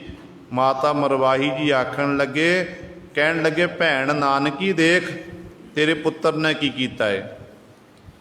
ਤਿਆਰ ਬਰ ਤਿਆਰ ਕਰਕੇ ਬਾਹਰ ਭੇਜਿਆ ਸੀ ਤੇਰੇ ਪੁੱਤਰ ਨੂੰ, ਸੋਹਣੇ ਵਸਤਰ ਪਹਿਨਾਏ ਸਨ, ਪਰ ਉਹ ਦੇਖ ਤੇਰਾ ਪੁੱਤਰ ਸਾਹਮਣੇ ਨਗਨ ਅਵਸਥਾ ਵਿੱਚ ਆ ਰਿਹਾ ਏ। ਸਰੀਰ ਦੇ ਵਸਤਰ ਵੀ ਨਹੀਂ ਹਨ, ਕੀਮਤੀ ਗਹਿਣੇ ਵੀ ਨਹੀਂ ਹਨ। ਤੇ ਮਾਤਾ ਨਾਨਕੀ ਜੀ ਨੇ ਦੇਖਿਆ, ਕੋਲ ਆਏ, ਪੁੱਛਿਆ ਕਿ ਪੁੱਤਰ ਤੇਰੇ ਵਸਤਰ ਕਿੱਥੇ ਨੇ। ਦੱਸਿਆ ਕਿ ਮਾਂ ਮੈਂ ਆਪਣੇ ਵਸਤਰ, ਇੱਕ ਬੱਚਾ ਮੇਰਾ ਹਾਣੀ ਸੀ ਜਿਹਦੇ ਸਰੀਰ ਉੱਤੇ ਵਸਤਰ ਨਹੀਂ ਸਨ, ਉਹਨੂੰ ਦੇਣਾ ਕੀਤੇ, ਗਹਿਣੇ ਵੀ ਦੇ ਦਿੱਤੇ ਤੇ ਵਸਤਰ ਵੀ ਦੇਣਾ ਕੀਤੇ। ਤੇ ਮਾਂ ਕਹਿਣ ਲੱਗੀ, ਮਾਤਾ ਨਾਨਕੀ, ਪੁੱਤਰ ਤੈਨੂੰ ਨਹੀਂ ਪਤਾ ਤੇਰੇ ਵੀਰ ਦੀ ਸ਼ਾਦੀ ਹੈ, ਵਿਆਹ ਹੈ, ਬਰਾਤ ਜਾਣੀ ਹੈ, ਇਹ ਕੀਮਤੀ ਵਸਤਰ ਸਨ। ਕਹਿਣ ਲੱਗੇ ਸ਼੍ਰੀ ਤੇਗ ਬਹਾਦਰ ਸਾਹਿਬ ਮਹਾਰਾਜ, ਕਹਿਣ ਲੱਗੇ ਮਾਤਾ ਜੀ ਮੈਨੂੰ ਪਤਾ ਹੈ ਕਿ ਵਸਤਰ ਕੀਮਤੀ, ਗਹਿਣੇ ਕੀਮਤੀ ਹਨ, ਪਰ ਮੈਨੂੰ ਪਤਾ ਕਿ ਮੈਂ ਗੁਰੂ ਕਾ ਸਾਹਿਬਜ਼ਾਦਾ ਹਾਂ। ਜੇ ਮੈਂ ਵਸਤਰ, ਮੈਨੂੰ ਤਾਂ ਦੁਆਰਾ ਵੀ ਵਸਤਰ ਪ੍ਰਾਪਤ ਹੋ ਜਾਣਗੇ, ਪਰ ਜਿਹੜਾ ਉਹ ਬਾਲਕ ਸੀ ਮੇਰਾ ਹਾਣੀ ਸੀ ਨਾ, ਉਹਨੂੰ ਮਾਤਾ ਜੀ ਫਿਰ ਵਸਤਰ ਕੋਈ ਦੇਣ ਵਾਲਾ ਨਹੀਂ ਆ, ਉਹਨੂੰ ਇਸ ਕਰਕੇ ਦਿੱਤੇ। ਮੈਨੂੰ ਪਤਾ ਸੀ ਮੈਂ ਵਸਤਰ ਉਤਾਰ ਕੇ ਆਇਆ ਕਿ ਘਰ ਵਿੱਚ ਆਵਾਂਗਾ, ਮੇਰੀ ਮਾਂ ਨੇ ਮੈਨੂੰ ਵਸਤਰ ਹੋਰ ਪਹਿਨਾ ਦੇਣੇ ਨੇ, ਕੀਮਤਨ ਵਸਤਰ ਘਰ ਵਿੱਚ ਹੋਰ ਵੀ ਪਏ ਹੋਏ ਨੇ। ਤੇ ਮਾਤਾ ਜੀ ਪਰ ਉਸ ਬੱਚੇ ਦੀ ਲੋੜ ਪੂਰੀ ਨਹੀਂ ਹੋਣੀ ਸੀ। ਜਦੋਂ ਮਾਤਾ ਨਾਨਕੀ ਜੀ ਨੇ ਇਹ ਸੁਣਿਆ ਤੇ ਘੁੱਟ ਕੇ ਗੱਲ ਵੱਖਰੀ ਵਿੱਚ ਲੈ ਲਿਆ। ਤੇ ਗੁਰੂ ਸਵਾਰੇ ਇਹੋ ਜਿਹੀਆਂ ਬਹੁਤ ਸਾਰੀਆਂ ਘਟਨਾਵਾਂ ਬਚਪਨ ਦੀਆਂ ਹਨ। ਕਹਿੰਦੇ ਨੇ, ਇੱਥੋਂ ਤੱਕ ਲਿਖਿਆ ਪ੍ਰਿੰਸੀਪਲ ਸਤਬੀਰ ਸਿੰਘ ਜੀ ਲਿਖਦੇ ਨੇ, ਕਹਿੰਦੇ ਜਦੋਂ ਇੱਕ ਵਾਰੀ ਸਤਿਗੁਰੂ ਪਾਤਸ਼ਾਹ ਬਚਪਨ ਦੇ ਵਿੱਚ ਹੀ ਹੌਜ ਦੇ ਵਿੱਚ ਇਸ਼ਨਾਨ ਕਰ ਰਹੇ ਨੇ ਤੇ ਗੁਰੂ ਸਵਾਰੇ ਹੌਜ ਵਿੱਚ ਬੈਠਿਆਂ ਹੋਇਆਂ ਹੀ ਉਸ ਮਾਲਕ ਦੇ ਵਿੱਚ ਸਮਾਧੀ ਲੱਗ ਗਈ। ਚੌਂਕੜਾ ਮਾਰ ਲਿਆ, ਨੇਤਰ ਬੰਦ ਹੋ ਗਏ ਤੇ ਕਾਫੀ ਸਮਾਂ ਤੱਕ ਲੰਮੀ ਸਮਾਧੀ ਲਾ ਰੱਖੀ। ਤੇ ਮਾਤਾ ਜੀ ਆਪਣੇ ਲਾਲ ਨੂੰ ਲੱਭਦੇ ਨੇ ਕਿ ਮੇਰਾ ਲਾਲ ਕਿੱਥੇ ਹੈ। ਇੱਧਰ ਉੱਧਰ ਦੇਖਿਆ, ਜਦੋਂ ਉਸ ਹੌਜ ਉੱਤੇ ਆ ਕੇ ਦੇਖਣਾ ਕੀਤਾ ਕਿ ਉਸ ਹੌਜ ਦੇ ਵਿੱਚ ਸਮਾਧੀ ਲਾ ਕੇ ਚੌਂਕੜਾ ਮਾਰ ਕੇ ਬੈਠੇ ਹੋਏ ਨੇ। ਤੇ ਮਾਤਾ ਜੀ ਨੇ ਫਿਰ ਗੁਰੂ ਸਾਹਿਬ ਬਾਹਰ ਕੱਢਣਾ ਕੀਤਾ। ਇੱਥੋਂ ਤੱਕ ਇੱਕ ਘਟਨਾ ਹੋਰ ਸਤਿਗੁਰਾਂ ਦੇ ਜੀਵਨ ਦੀ ਹੈ। ਕਹਿੰਦੇ ਨੇ ਸਤਿਗੁਰੂ ਜੀ ਤੋਂ ਆਪਣੇ ਘਰੋਂ ਬਾਹਰ ਨਿਕਲੇ ਨੇ, ਬਚਪਨ ਵਿੱਚ ਹੀ ਸਤਿਗੁਰਾਂ ਦੀ ਇਹ ਆਦਤ ਸੀ ਕਿ ਜਿੱਥੇ ਕੋਈ ਬਰਕਤ ਸਾਧੂ ਬੈਠਾ ਹੋਵੇ, ਸੰਬੰਧਗੀ ਕਰਨ ਵਾਲੀ ਰੂਹਾਂ ਸਾਧੂ ਸੰਤ ਮਹਾਤਮਾ ਹੋਣ, ਉਹਨਾਂ ਦੇ ਕੋਲ ਜਾ ਕੇ ਬੈਠ ਜਾਂਦੇ ਸਨ। ਉਹਨਾਂ ਦੇ ਕੋਲ ਜਾ ਕੇ ਬੈਠਣਾ, ਉਹਨਾਂ ਪਾਸੋਂ ਹਰੀ ਦਾ ਜਸ, ਹਰੀ ਦੀ ਵਡਿਆਈ ਸ਼ਰਵਣ ਕਰਨੀ। ਤੇ ਇੱਥੋਂ ਤੱਕ ਕਹਿੰਦੇ ਨੇ, ਜੇਕਰ ਇੱਕ ਵਾਰੀ ਕਹਿੰਦੇ ਘਰ ਦਾ ਸਾਜੋ ਸਮਾਨ ਚੁੱਕਿਆ, ਸਾਜੋ ਸਮਾਨ ਚੁੱਕ ਕੇ ਬਾਹਰ ਵਿਚਰਨ ਲੱਗ ਪਏ, ਦੇਖਿਆ ਕਿ ਕੋਈ ਲੋੜਵੰਦ ਹੈ, ਜਿਹੜਾ ਲੋੜਵੰਦ ਹੈ ਉਹਨਾਂ ਲੋੜਵੰਦਾਂ ਨੂੰ ਜਾ ਕੇ ਘਰ ਦਾ ਸਾਜੋ ਸਮਾਨ ਦੇਣ ਲੱਗ ਪਏ। ਇਸ ਤਰ੍ਹਾਂ ਦੀਆਂ ਬਹੁਤ ਸਾਰੀਆਂ ਘਟਨਾਵਾਂ ਸਤਿਗੁਰਾਂ ਦੇ ਜੀਵਨ ਦੀਆਂ ਹਨ। ਸਭ ਤੋਂ ਵੱਧ ਜਿਹੜਾ ਅਸਰ ਪਾਤਸ਼ਾਹ ਦੇ ਜੀਵਨ ਉੱਤੇ ਹੋਇਆ ਨਾ, ਉਹ ਅਸਰ ਜਦੋਂ ਬਾਬਾ ਅਟਲ ਜੀ ਨੇ ਆਪਣੇ ਸਰੀਰ ਨੂੰ ਤਿਆਗਣਾ ਕੀਤਾ। ਇਤਿਹਾਸਕ ਘਟਨਾ ਆਪ ਜੀ ਭਲੀ ਭਾਤ ਜਾਣੂ ਹੋ ਕਿ ਬਾਬਾ ਅਟਲ ਜੀ ਆਪਣੇ ਹਾਣੀਆਂ ਨਾਲ ਖੇਡਦੇ ਨੇ ਖੇਡ ਖੇਡਦੇ ਹਨ। ਖੇਡਦਿਆਂ ਖੇਡਦਿਆਂ ਰਾਤ ਆ ਗਈ, ਰਾਤ ਪੈ ਗਈ। ਇਹਦਾ ਮਿੱਤਰ ਸੀ ਮੋਹਣ। ਮੋਹਣ ਦੇ ਸਿਰ ਕਹਿੰਦੇ ਨੇ ਮਿੱਟੀ ਰਹਿ ਗਈ। ਜਦੋਂ ਬਾਬਾ ਅਟੱਲ ਜੀ ਰਾਤ ਵੇਲੇ ਘਰ ਆਏ, ਸਵੇਰ ਵੇਲੇ ਉੱਠੇ ਨੇ, ਇਸ਼ਨਾਨ ਇਤਿਆਦਿ ਕੀਤਾ, ਜਲ ਪਾਣੀ ਛਕਿਆ ਤੇ ਬਾਹਰ ਆ ਗਏ। ਬਾਹਰ ਆਏ ਆਪਣੇ ਹਾਣੀਆਂ ਦੇ ਨਾਲ, ਕਹਿਣ ਲੱਗੇ ਚਲੋ ਮੋਹਣ ਨਹੀਂ ਆਇਆ, ਮੋਹਣ ਨੂੰ ਸੱਦ ਕੇ ਲੈ ਕੇ ਆਈਏ। ਜਦੋਂ ਮੋਹਣ ਦੇ ਘਰ ਪਹੁੰਚੇ, ਲੋਕਾਂ ਦਾ ਇਕੱਠ ਹੋਇਆ ਏ, ਰੋ ਰਹੇ ਨੇ ਲੋਕ, ਕੀਰਨੇ ਪੈ ਰਹੇ ਨੇ। ਪੁੱਛਿਆ ਕੀ ਹੋਇਆ? ਕਹਿਣ ਲੱਗੇ ਰਾਤ ਸੱਪ ਨਿਕਲਿਆ, ਸੱਪ ਨੇ ਮੋਹਣ ਦੇ ਡੰਗ ਮਾਰਿਆ, ਜਿਸ ਕਰਕੇ ਮੋਹਣ ਦੀ ਮੌਤ ਹੋ ਗਈ ਹੈ। ਤੇ ਬਾਬਾ ਅਟੱਲ ਜੀ ਕੋਲ ਗਏ। ਕਹਿੰਦੇ ਨੇ ਜਿਹੜੀ ਕਰ ਕਮਲਾ ਛੜੀ ਪਕੜੀ ਹੋਈ ਸੀ ਨਾ, ਉਹ ਛੜੀ ਦੇ ਨਾਲ ਕਹਿੰਦੇ ਨੇ ਮੋਹਣ ਦੇ ਜਿਹੜੇ ਗੁਲਾਮੇ ਵਿੱਚ ਪਾ ਕੇ ਉਹਨੂੰ ਉਠਾਣਾ ਕੀਤਾ। ਕਹਿਣ ਲੱਗੇ ਉੱਠ, ਸੁੱਤਾ ਪਿਆ ਇੱਥੇ, ਸਾਡੀ ਮੀਟੀ ਦੇਣਾ ਕਰ, ਤੂੰ ਹੁਣ ਜਾਣ ਬੁੱਝ ਕੇ ਟਾਲ ਮਟੋਲਾ ਕਰਦਾ ਏ। ਹੁਣ ਗੁਰੂ ਪਾਤਸ਼ਾਹ ਦਾ ਸਾਹਿਬਜ਼ਾਦਾ ਸੀ ਅਟੱਲ ਰਾਏ। ਅਟੱਲ ਪਦਵੀ ਪਹਿਲਾਂ ਤੋਂ ਗੁਰੂ ਸਰ ਅਟੱਲ ਸਮਾਧੀ ਜਨਮ ਲੈਂਦਿਆਂ ਸਾਰ ਲੱਗੀ ਹੋਈ ਸੀ ਤੇ ਬਖਸ਼ਿਸ਼ ਹੋਈ। ਉਹ ਜਿਹੜਾ ਬਾਲਕ ਸੀ ਮੋਹਣ ਸੀ, ਉੱਠ ਕੇ ਬੈਠ ਗਿਆ। ਮੋਹਣ ਜਿਉਂਦਾ ਹੋ ਗਿਆ।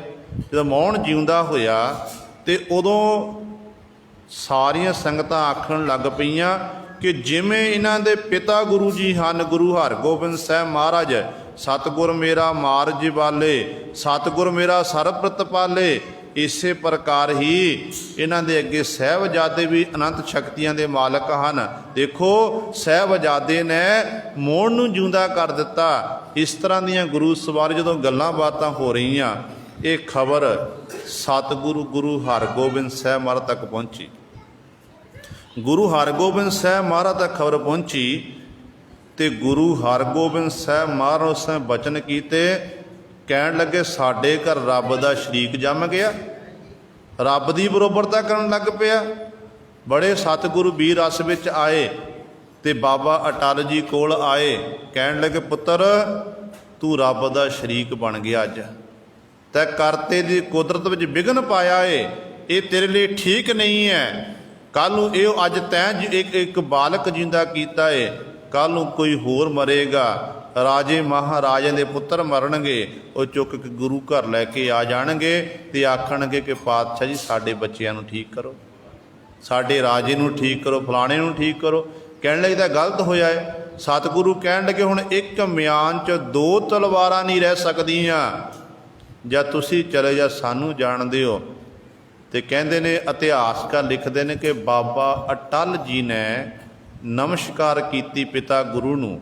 ਪਿਤਾ ਨੂੰ ਨਮਸਕਾਰ ਕਰਨ ਉਪਰੰਤ ਫਿਰ ਗੁਰੂ ਸਵਾਰਿਓ ਸਮਾਧੀ 'ਚ ਲੀਨ ਹੋ ਕੇ ਆਪਣੇ ਪ੍ਰਾਣ ਤਿਆਗ ਦਿੱਤੇ, ਜੋਤੀ ਜੋਤ ਸਮਾ ਗਏ। ਹੁਣ ਆਪਣੇ ਹੱਥੀਂ ਸਤਿਗੁਰੂ ਗੁਰੂ ਹਰਗੋਬਿੰਦ ਸਾਹਿਬ ਮਹਾਰਾਜ ਨੇ ਆਪਣੇ ਸਾਹਿਬਜ਼ਾਦੇ ਦਾ ਅੰਤਮ ਸੰਸਕਾਰ ਕੀਤਾ। ਸਾਰੇ ਲੋਕ ਇਕੱਠੇ ਹੋਏ, ਸੰਗਤਾਂ ਦੇਸ਼ਾਂ ਵਿਦੇ ਚੱਲ ਕੇ ਆਈਆਂ, ਗੁਰੂ ਕਾ ਸਾਹਿਬਜ਼ਾਦਾ ਚੜ੍ਹਾਈ ਕੀਤਾ ਹੈ, ਜਿਸ ਕਰਕੇ ਅਫਸੋਸ ਕਰਨ ਵਾਸਤੇ ਆ ਰਹੇ ਨੇ। ਪਰ ਪਾਤਸ਼ਾਹ ਨੇ ਆਖਿਆ ਕਿਸੇ ਨੇ ਰੋਣਾ ਨਹੀਂ, ਕੁਰਲਾਣਾ ਨਹੀਂ। ਇਸੇ ਤਰ੍ਹਾਂ ਹੀ ਜਦੋਂ ਸਾਹਿਬਜ਼ਾਦਾ ਬਾਬਾ ਅਟੱਲ ਰਾਜ ਨੇ ਸਰੀਰ ਤਿਆਗੇ ਆ ਤੇ ਸਤਿਗੁਰਾਂ ਦੇ ਰਿਸ਼ਤੇਦਾਰਾਂ ਦੇ ਵਿੱਚੋਂ ਸਤਿਗੁਰਾਂ ਦੇ ਸਤਿਕਾਰਯੋਗ ਸਾਂਢੂ ਸਨ ਬਾਬਾ ਸਾਈਂ ਦਾਸ ਜੀ, ਜੋ ਦਰੋਲੀ ਭਾਈ ਕੀ ਦੇ ਰਹਿਣ ਵਾਲੇ ਸਨ, ਬੀਬੀ ਰਾਮੋ ਜੀ ਦੇ ਘਰ ਵਾਲੇ। ਕਹਿੰਦੇ ਨੇ ਉਹ ਭਾਈ ਸਾਈਂ ਦਾਸ ਜੀ ਸਤਿਗੁਰੂ ਮਹਾਰਾਜ ਦੀ ਹਜ਼ੂਰੀ ਵਿੱਚ ਪਹੁੰਚੇ। ਜਦੋਂ ਦੇਖਿਆ ਆਏ ਸੀ ਅਫਸੋਸ ਕਰਨ ਵਾਸਤੇ, ਇਹ ਗੁਰੂ ਕਾ ਸਾਹਿਬਜ਼ਾਦਾ ਚੜ੍ਹਾਈ ਕੀਤਾ ਹੈ। ਜਦੋਂ ਹੁਣ ਘਰ ਦੇ ਵਿੱਚ ਪਹੁੰਚੇ, ਦੇਖਦੇ ਕੀ ਹਨ ਕਿ ਸਤਿਗੁਰੂ ਉਸੇ ਤਰ੍ਹਾਂ ਹੀ ਅਡੋਲ ਚਿੱਤ ਬੈਠੇ ਨੇ, ਬੇਪਰਵਾਹ ਸਦਾ ਰੰਗ ਹਰਕੈ ਜਾਕੋ ਪਾਕ ਸੁਆਮੀ। ਦੇਖ ਕੇ ਹੈਰਾਨ ਕਿ ਗੁਰੂ ਕਾ ਸਾਹਿਬਜ਼ਾਦਾ ਚੜ੍ਹਾਈ ਕੀਤਾ ਹੋਵੇ, ਪੁੱਤਰ ਚਲਿਆ ਜਾਵੇ, ਪਿਓ ਦਾ ਰੋ ਰੋ ਕੇ ਬੁਰਾ ਹਾਲ ਹੋ ਜਾਂਦਾ ਏ। ਆਪਣੇ ਪੁੱਤਰ ਨੂੰ ਪਿਓ ਵਾਰ-ਵਾਰ ਯਾਦ ਕਰਦਾ ਏ। ਪਰ ਗੁਰੂ ਹਰਗੋਬਿੰਦ ਸਾਹਿਬ ਮਹਾਰਾਜ ਮੀਰੀ ਪੀਰੀ ਦੇ ਮਾਲਕ ਤਖਤ ਤੋਂ ਤਾਜ ਉੱਤੇ ਬੈਠਦੇ ਨੇ। ਜਿਵੇਂ ਸਤਿਗੁਰੂ ਤਖਤ ਉੱਤੇ ਚੜ੍ਹਦੀ ਕਲਾ ਦੇ ਵਿੱਚ ਨੇ, ਇਸੇ ਤਰ੍ਹਾਂ ਸੰਗਤਾਂ ਵਿੱਚ ਚੜ੍ਹਦੀ ਬਿਲਕੁਲ ਵੀ ਸਤਿਗੁਰਾਂ ਦੇ ਨੇਤਰਾਂ ਇੱਕ ਵੀ ਹੰਝੂ ਨਹੀਂ ਡਿੱਗ ਰਿਹਾ, ਬਿਲਕੁਲ ਬਰਾਗ ਨਹੀਂ ਹੈ। ਤੇ ਕਹਿੰਦੇ ਨੇ ਉਸ ਸਮੇਂ ਬਾਬਾ ਸਾਈਂ ਦਾਸ ਜੀ ਨੇ ਗੁਰੂ ਹਰਗੋਬਿੰਦ ਸਾਹਿਬ ਨੂੰ ਸਵਾਲ ਕਰਤਾ। ਸਵਾਲ ਕੀ ਕੀਤਾ? ਕਹਿਣ ਲੱਗੇ ਪਾਤਸ਼ਾਹ ਤੁਹਾਡਾ ਪੁੱਤਰ ਬਾਬਾ ਅਟਲ ਰਾਏ ਜੀ ਸੰਸਾਰ ਤੋਂ ਗਏ ਨੇ, ਤੁਹਾਨੂੰ ਦੁੱਖ ਨਹੀਂ ਹੈ? ਤੁਸੀਂ ਤਾਂ ਚੜ੍ਹਦੀ ਕਲਾ ਵਿੱਚ ਨੇ। ਹਰਖ ਸੋਗ ਜਾਕੈ ਨਹੀਂ ਬੈਰੀ ਮੀਤ ਸਮਾਂ, ਤੁਹਾਡੀ ਅਵਸਥਾ ਹੀ ਜੀ ਸਤਿਗੁਰੂ ਦੀ ਅਵਸਥਾ ਇਹ ਸੀ। ਤੇ ਕਹਿਣ ਲੱਗੇ ਕਿ ਸਤਿਗੁਰੂ ਮਹਾਰਾਜ ਸੁਣਦੇ ਨੇ ਤੇ ਸਾਈਂ ਦਾਸ ਜੀ ਗੱਲਾਂ ਬਾਤਾਂ ਕਰਦੇ ਨੇ, ਬੇਨਤੀਆਂ ਕਰਦੇ ਨੇ। ਤੇ ਸਤਿਗੁਰੂ ਦਾ ਸਮਝਾਉਣ ਦਾ ਤਰੀਕਾ ਬਹੁਤ ਵਧੀਆ ਸੀ।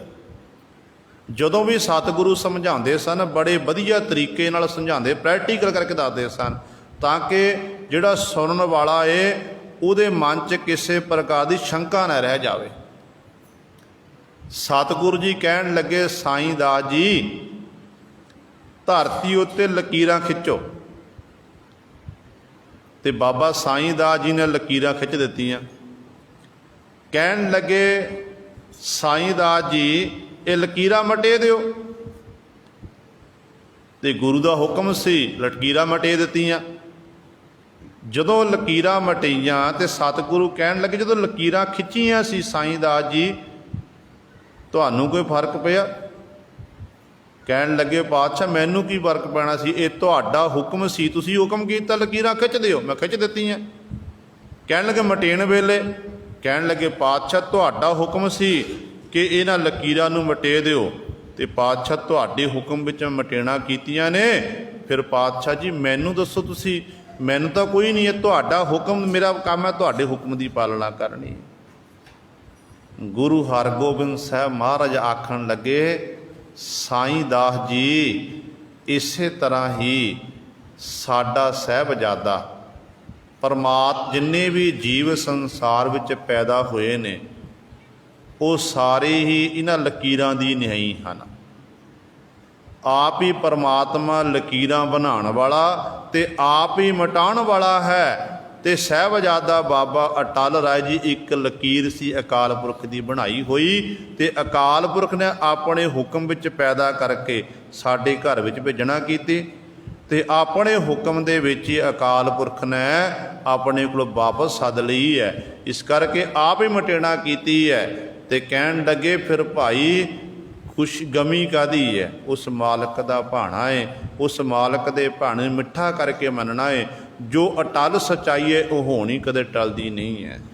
ਜਦੋਂ ਸਾਈਂ ਦਾਸ ਜੀ ਇਸ ਤਰ੍ਹਾਂ ਸੁਣ ਰਹੇ ਸਨ, ਕੋਲ ਬੈਠੇ ਸਨ ਗੁਰੂ ਤੇਗ ਬਹਾਦਰ ਸਾਹਿਬ ਮਹਾਰਾਜ, ਕਿਉਂਕਿ ਬਹੁਤ ਸਾਰਾ ਸਮਾਂ ਸਤਿਗੁਰੂ ਜੀ ਆਪਣੇ ਪਿਤਾ ਗੁਰੂ ਦੇ ਨਾਲ ਹੀ ਬਤੀਤ ਕਰਦੇ ਹੁੰਦੇ ਸੀ। ਜਦੋਂ ਜਾਣਾ ਦਰਬਾਰ ਪਿਤਾ ਗੁਰੂ ਦੇ ਕੋਲ ਜਾ ਕੇ ਮੱਥਾ ਟੇਕ ਕੋਲ ਬੈਠ ਜਾਣਾ, ਕਦੇ ਆਪਣੇ ਨੇਤਰ ਉਤਾਂਹ ਨਹੀਂ ਚੁੱਕਦੇ ਸਨ। ਤੇ ਸ੍ਰੀ ਗੁਰੂ ਤੇਗ ਬਹਾਦਰ ਪਾਤਸ਼ਾਹ ਦੇ ਮਨ ਉੱਤੇ ਬਹੁਤ ਵੱਡਾ ਅਸਰ ਹੋਇਆ। ਆਪਣੇ ਭਰਾਤਾ ਦਾ ਜਦੋਂ ਭਰਾਤਾ ਗਿਆ ਤੇ ਸਤਿਗੁਰ ਦੇ ਇਹ ਬਚਨ ਸੁਣੇ ਕਿ ਲਕੀਰਾਂ ਵਾਲਾ ਪ੍ਰਸੰਗ ਸੁਣਿਆ ਆਪਣੇ ਕੰਨਾਂ ਦੇ ਨਾਲ, ਤੇ ਇੰਨਾ ਅਸਰ ਹੋਇਆ ਤੇ ਉੱਥੋਂ ਹੋਰ ਜ਼ਿਆਦਾ ਸਮਾਧੀ ਵਿੱਚ ਲੀਨ ਹੋ ਗਏ। ਤੇ ਗੁਰੂ ਸਵਾਰਿਓ ਬਹੁਤ ਜ਼ਿਆਦਾ ਸਤਿਕਾਰ ਗੁਰੂ ਹਰਗੋਬਿੰਦ ਸਾਹਿਬ ਮਹਾਰਾਜ ਗੁਰੂ ਤੇਗ ਬਹਾਦਰ ਸਾਹਿਬ ਮਹਾਰਾਜ ਦਾ ਕਰਦੇ ਸਨ। ਫਿਰ ਸਮਾਂ ਆਇਆ ਜਦੋਂ ਸਤਿਗੁਰੂ ਮਹਾਰਾਜ ਨੇ ਆਪਣੇ ਜੀਵਨ ਕਾਲ ਦੀ ਚੌਥੀ ਜੰਗ ਕਰਤਾਰਪੁਰ ਸਾਹਿਬ ਦੀ ਧਰਤੀ ਤੇ ਪੈਂਦੇ ਖਾਂ ਦੇ ਨਾਲ ਲੜਨਾ ਕੀਤੀ।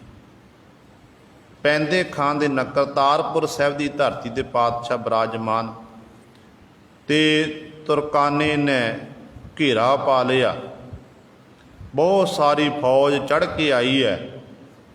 ਤੇ ਗੁਰੂ ਸਵਾਰਿਓ ਤੇ ਪੈਂਦੇ ਖਾਂ ਜਿਹਨੂੰ ਆਪਣੇ ਹੱਥੀਂ ਛੇਵੇਂ ਪਾਤਸ਼ਾਹ ਗੁਰੂ ਹਰਗੋਬਿੰਦ ਸਾਹਿਬ ਮਹਾਰਾਜ ਨੇ ਪਾਲਣਾ ਕੀਤਾ ਸੀ, ਆਪਣੇ ਬੱਚਿਆਂ ਨਾਲ ਵੱਧ ਪ੍ਰੇਮ ਕਰਨਾ ਕੀਤਾ, ਉਹ ਪੈਂਦੇ ਖਾਂ ਅੱਜ ਸਤਿਗੁਰਾਂ 'ਤੇ ਫੌਜ ਚੜ੍ਹਾਈ ਕਰਕੇ ਲੈ ਕੇ ਆਇਆ। ਮੈਦਾਨੇ ਜੰਗ ਭੱਗ ਕੇ ਆ, ਗੁਰੂ ਕੇ ਸੂਰਮੇ ਜੂਝਦੇ ਨੇ, ਦੁਸ਼ਮਣਾਂ ਨਾਲ ਮੁਕਾਬਲਾ ਕਰਦੇ ਹੋਏ ਬਹੁਤ ਸਾਰਿਆਂ ਨੂੰ ਖਤਮ ਕਰਕੇ ਬਹੁਤ ਸਾਰੇ ਗੁਰੂ ਕੇ ਸੂਰਮੇ ਸ਼ਹੀਦ ਹੁੰਦੇ ਹਨ। ਤੇ ਜਦੋਂ ਮੈਦਾਨੇ ਜੰਗ ਦੇ ਵਿੱਚ ਜਿੱਥੇ ਬਾਬਾ ਬਿਧੀ ਚੰਦ ਜੈਸੇ ਸੂਰਮੇ ਤੇ ਬਾਬਾ ਗੁਰਦਿੱਤਾ ਜੀ ਸਤਿਗੁਰਾਂ ਦੇ ਵੱਡੇ ਸਾਹਿਬਜ਼ਾਦੇ ਇਹ ਜੰਗ ਕਰ ਰਹੇ ਨੇ, ਤੇ ਜੰਗ ਆਪਣੇ ਵੀਰਾਂ ਨੂੰ ਜੰਗ ਕਰਦਿਆਂ ਨੂੰ ਦੇਖ ਕੇ ਨਾ ਸ਼੍ਰੀ ਤੇਗ ਬਹਾਦਰ ਪਾਤਸ਼ਾਹ ਮਹਾਰਾਜ ਤੇ ਆਪਣੇ ਪਿਤਾ ਗੁਰੂ ਦੇ ਕੋਲ ਆ ਗਏ। ਪਿਤਾ ਗੁਰੂ ਨੂੰ ਆ ਕੇ ਨਮਸਕਾਰ ਕੀਤੀ। ਕਹਿਣ ਲੱਗੇ, ਪਿਤਾ ਗੁਰੂ ਜੀ, ਮੇਰਾ ਵੀ ਮਨ ਕਰਦਾ ਕਿ ਮੈਂ ਵੀ ਜੰਗ ਕਰਾਂ, ਮੇਰਾ ਮਨ ਕਰਦਾ ਕਿ ਮੈਂ ਜੰਗ ਕਰਨਾ ਕਰਾਂ।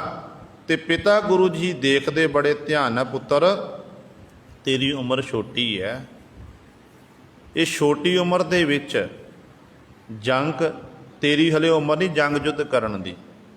ਨਹੀਂ ਪਿਤਾ ਗੁਰੂ ਜੀ, ਮੈਂ ਆਪਣੇ ਭਰਾ ਨੂੰ ਲੜਦੇ ਨੂੰ ਦੇਖਣਾ ਕੀਤਾ। ਜਦੋਂ ਭਰਾ ਉੱਤੇ ਬਿਪਤਾ ਆਵੇ ਨਾ, ਤੇ ਚਾਹੇ ਭਰਾ ਛੋਟਾ ਹੋਵੇ ਵੱਡਾ ਹੋਵੇ, ਭਰਾ ਆਪਣੇ ਭਰਾਵਾਂ ਨਾਲ ਜਾ ਕੇ ਖਲੋ ਜਾਂਦੇ ਨੇ।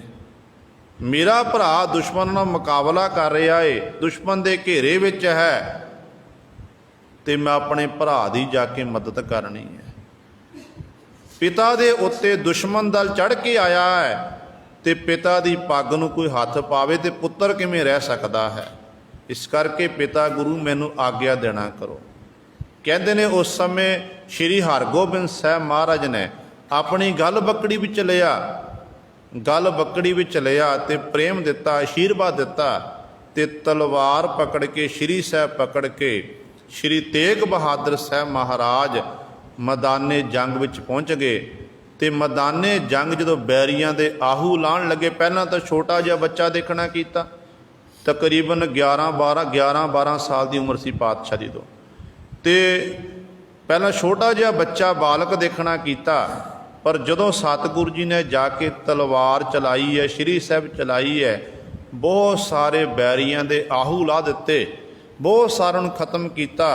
ਤੇ ਮਾਤਾ ਨਾਨਕੀ ਜੀ, ਮਾਤਾ ਮਰਵਾਹੀ ਜੀ, ਹੋਰ ਗੁਰੂ ਸਵਰ ਜਿੰਨੇ ਵੀ ਗੁਰੂ ਘਰ ਦੀਆਂ ਸੰਗਤਾਂ ਸਨ, ਜਿਹੜੇ ਯੁੱਧ ਨਹੀਂ ਕਰਦੇ ਸਨ, ਉਹ ਦੂਰੋਂ ਕੋਠਿਆਂ ਉੱਤੋਂ ਚੜ੍ਹ ਕੇ, ਕਰਤਾਰਪੁਰ ਦੇ ਰਹਿਣ ਵਾਲੇ ਲੋਕ ਨਾ ਆਪਣੇ ਘਰਾਂ ਦੇ ਕੋਠਿਆਂ ਛੱਤਾਂ ਉੱਤੇ ਚੜ੍ਹ ਕੇ ਸਾਰੇ ਇਹੀ ਦੇਖ ਰਹੇ ਸਨ ਕਿ ਸ਼੍ਰੀ ਤੇਗ ਬਹਾਦਰ ਪਾਤਸ਼ਾਹ ਗੁਰੂ ਕਾ ਛੋਟਾ ਸਾਹਿਬਜ਼ਾਦਾ ਦੇਖੋ ਕਿਵੇਂ ਦੁਸ਼ਮਣ ਨਾਲ ਮੁਕਾਬਲਾ ਕਰ ਰਿਹਾ ਹੈ, ਤੇ ਬੈਰੀਆਂ ਨੂੰ ਸੋਧਾ ਲਾ ਰਿਹਾ। ਕਹਿੰਦੇ ਇਸ ਤਰ੍ਹਾਂ ਯੁੱਧ ਕਰਦਿਆਂ ਨੂੰ ਕਾਫੀ ਸਮਾਂ ਹੋ ਗਿਆ, ਲੰਘ ਗਿਆ, ਕਾਫੀ ਸਮਾਂ ਲੰਘਿਆ। ਤੇ ਮਾਤਾ ਨਾਨਕੀ ਜੀ ਨੇ ਉਸ ਮਾਂ ਨੂੰ ਫਿਕਰ ਹੋਇਆ ਕਿ ਮੇਰਾ ਛੋਟਾ ਪੁੱਤਰ ਹੈ, ਪੁੱਤ ਨੂੰ ਭੁੱਖ ਲੱਗੀ ਹੋਵੇਗੀ, ਪੁੱਤ ਨੂੰ ਪਾਣੀ ਪਿਆਸ ਲੱਗੀ ਹੋਵੇਗੀ। ਕਹਿੰਦੇ ਯੁੱਧ ਕਰਦਿਆਂ ਨੂੰ ਮਾਂ ਨੇ ਸੁਨੇਹਾ ਭੇਜਣਾ ਕੀਤਾ, ਮਾਤਾ ਨੇ, ਕਿ ਸ਼੍ਰੀ ਤੇਗ ਬਹਾਦਰ ਸਾਹਿਬ ਨੂੰ ਜਾ ਕੇ ਆਖਣਾ ਕਰੋ ਕਿ ਪੁੱਤਰ ਕਾਫੀ ਲੰਮਾ ਸਮਾਂ ਹੋ ਗਿਆ ਤੈਨੂੰ ਜੰਗ ਕਰਦਿਆਂ ਨੂੰ, ਹੁਣ ਤੂੰ ਵਾਪਸ ਆਣਾ ਕਰ, ਜਲ ਪਾਣੀ ਛਕ, ਪ੍ਰਸ਼ਾਦਾ ਛਕ, ਪ੍ਰਸ਼ਾਦਾ ਛਕਣ ਤੋਂ ਫਿਰ ਚਲਿਆ ਜਾਵੇਂ। ਕਹਿੰਦੇ ਸਿੱਖ ਗਿਆ, ਸਿੱਖ ਨੇ ਜਾ ਕੇ ਬੇਨਤੀ ਕੀਤੀ, ਹੇ ਗੁਰੂ ਕੇ ਸਾਹਿਬਜ਼ਾਦੇ, ਤੁਹਾਨੂੰ ਮਾਤਾ ਜੀ ਯਾਦ ਕਰਦੇ ਨੇ, ਪਾਣੀ ਜਲ ਛਕਣਾ ਕਰੋ, ਪ੍ਰਸ਼ਾਦਾ ਛਕੋ, ਤੇ ਹੁਣ ਬਹੁਤ ਜੰਗ, ਹੁਣ ਵਾਪਸ ਮੁੜਨਾ ਕਰੋ। ਤੇ ਇਸ ਤਰ੍ਹਾਂ ਜਦੋਂ ਸਿੱਖ ਨੇ ਆਖਿਆ, ਤੇ ਸ਼੍ਰੀ ਤੇਗ ਬਹਾਦਰ ਪਾਤਸ਼ਾਹ ਦਾ ਅੱਗੋਂ ਉੱਤਰ ਸੀ, ਕਹਿਣ ਲੱਗੇ ਮਾਤਾ ਜੀ ਨੂੰ ਜਾ ਕੇ ਮੇਰੇ ਵੱਲੋਂ ਬੇਨਤੀ ਕਰ ਦਿਓ ਕਿ ਸੂਰਮਾ ਦੋ ਤਰੀਕਿਆਂ ਦੇ ਨਾਲ ਮੈਦਾਨੇ ਜੰਗ 'ਚੋਂ ਵਾਪਸ ਮੁੜਦਾ ਏ। ਦੋ ਤਰੀਕਿਆਂ ਦੇ ਨਾਲ, ਜਾਂ ਤਾਂ ਸੂਰਮਾ ਮੈਦਾਨੇ ਜੰਗ ਜੂਝਦਾ ਹੋਇਆ ਸ਼ਹਾਦਤ ਦਾ ਜਾਮ ਪੀ ਜਾਵੇ, ਸ਼ਹੀਦ ਹੋ ਜਾਵੇ, ਤੇ ਸੂਰਮੇ ਦੀ ਫਿਰ ਡੈੱਡ ਬੋਡੀ ਚੁੱਕ ਕੇ ਦੇ ਪਰਿਵਾਰ ਦੇ ਮੈਂਬਰ ਲੈ ਕੇ ਜਾਂਦੇ ਨੇ। ਕਹਿਣ ਲੱਗੇ ਜਾਂ ਫਿਰ ਸੂਰਮਾ ਜੂਝਦਾ ਹੋਇਆ ਦੁਸ਼ਮਣ ਦਲ ਦਾ ਖਾਤਮਾ ਕਰ ਦੇਵੇ, ਜਿੱਤ ਪ੍ਰਾਪਤ ਕਰਕੇ ਫਿਰ ਆਪਣਾ ਨਿਸ਼ਾਨ ਝੁਲਾਉਂਦਾ ਹੋਇਆ ਸੂਰਮਾ ਮੈਦਾਨੇ ਜੰਗ ਵਿੱਚੋਂ ਬਾਹਰ ਆਉਂਦਾ ਏ। ਕਹਿਣ ਲੱਗੇ ਮਾਤਾ ਜੀ ਉਦੋਂ ਤੱਕ ਮੈਂ ਵਾਪਸ ਨਹੀਂ ਆਵਾਂਗਾ ਜਦੋਂ ਤੱਕ ਪਿਤਾ ਗੁਰੂ ਨੂੰ ਜਿੱਤ ਪ੍ਰਾਪਤ ਨਹੀਂ ਹੋ ਜਾਂਦੀ। ਕਹਿੰਦੇ ਨੇ ਜਦੋਂ ਇਸ ਤਰ੍ਹਾਂ ਸ਼੍ਰੀ ਤੇਗ ਬਹਾਦਰ ਪਾਤਸ਼ਾਹ ਨੇ ਮਹਾਰਾਜ ਨੇ ਇਹ ਬਚਨ ਕੀਤੇ, ਤੇ ਸਤਿਗੁਰੂ ਮਹਾਰਾਜ ਤੇ ਹੋਰ ਸਿੱਖ ਮਾਤਾ ਜੀ ਨੇ ਸਾਰਿਆਂ ਨੇ ਸੁਣੇ ਨੇ, ਸੁਣ ਕੇ ਅਚਰਜ ਹੋ ਗਏ। ਅਖੀਰ ਤੇ ਗੁਰੂ ਸਵਰੇ ਜੰਗ ਚੱਲਦਾ ਗਿਆ, ਜੰਗ ਦੇ ਵਿੱਚ ਜਿੱਤ ਪ੍ਰਾਪਤ ਹੋਈ। ਛੇਵੇਂ ਪਾਤਸ਼ਾਹ ਮਹਾਰਾਜ ਗੁਰੂ ਹਰਗੋਬਿੰਦ ਸਾਹਿਬ ਮਹਾਰਾਜ ਨੂੰ, ਪੈਂਦੇ ਖਾਂ ਨੂੰ ਪਾਤਸ਼ਾਹ ਆਪਣੇ ਹੱਥੀਂ ਮਾਰਿਆ, ਕਾਲੇ ਖਾਂ ਨੂੰ ਮਾਰਨਾ ਕੀਤਾ। ਫਿਰ ਗੁਰੂ ਸਵਾਰੇ ਸਤਿਗੁਰੂ ਦੀ ਜਿੱਤ ਹੋਈ ਹੈ। ਜੋ ਜਿੱਤ ਹੋਈ ਨਾ, ਤੇ ਪਾਤਸ਼ਾਹ ਜੀ ਫਿਰ ਉਸ ਤੋਂ ਬਾਅਦ ਕਰਤਾਰਪੁਰ ਸਾਹਿਬ ਦੀ ਧਰਤੀ ਤੇ ਜਿਹੜੇ ਸੂਰਮਿਆਂ ਨੇ ਮੈਦਾਨੇ ਜੰਗ ਜੌਹਰ ਦਿਖਾਏ ਸੀ, ਉਹਨਾਂ ਸੂਰਮਿਆਂ ਨੂੰ ਪਾਤਸ਼ਾਹ ਜੀ ਫਿਰ ਇਨਾਮ ਦਿੰਦੇ ਨੇ, ਮਰਤਬੇ ਦੇ ਰਹੇ ਹਨ, ਵਡਿਆਈ ਦੇ ਰਹੇ ਹਨ। ਤੇ ਸਤਿਗੁਰੂ ਜਦੋਂ ਕੋਲ ਆਂਦਾ ਸਰੋਪਾ ਦਿੰਦੇ ਨੇ, ਮਾਇਆ ਬਖਸ਼ਿਸ਼ ਕਰਦੇ ਨੇ, ਕਿਸੇ ਨੂੰ ਪਾਤਸ਼ਾਹ ਸੈਨਾਪਤੀ ਆਖਦੇ ਨੇ, ਕਿਸੇ ਨੂੰ ਕੁਝ ਆਖਦੇ ਨੇ। ਸਤਿਗੁਰੂ ਬੜਾ ਪਿਆਰ ਦਿੰਦੇ ਨੇ ਤੇ ਇਸ ਤਰ੍ਹਾਂ ਮਾਇਆ ਨਾਲ ਨਿਵਾਜਦੇ ਨੇ, ਬਖਸ਼ਾਂ ਕਰ ਰਹੇ ਹਨ। ਤੇ ਫਿਰ ਸਤਿਗੁਰ ਦੇ ਸਾਹਿਬਜ਼ਾਦੇ ਦੀ ਵਾਰੀ ਆਈ ਹੈ। ਸਾਹਿਬਜ਼ਾਦਾ ਸ਼੍ਰੀ ਤੇਗ ਬਹਾਦਰ ਪਾਤਸ਼ਾਹ ਨੂੰ ਕੋਲ ਸੱਦਿਆ, ਬੜੇ ਪਿਆਰ ਨਾਲ ਆਪਣੀ ਛਾਤੀ ਨਾਲ ਲਾਇਆ, ਕਹਿਣ ਲੱਗੇ ਮੇਰੇ ਪੁੱਤਰ ਨੂੰ ਐਵੇਂ ਤਿਆਗਮਲ ਆਖੀ ਜਾ ਰਹੇ ਨੇ। ਕੌਣ ਕਹਿੰਦਾ ਇਹ ਤਿਆਗ ਦੀ ਮੂਰਤ ਨੇ?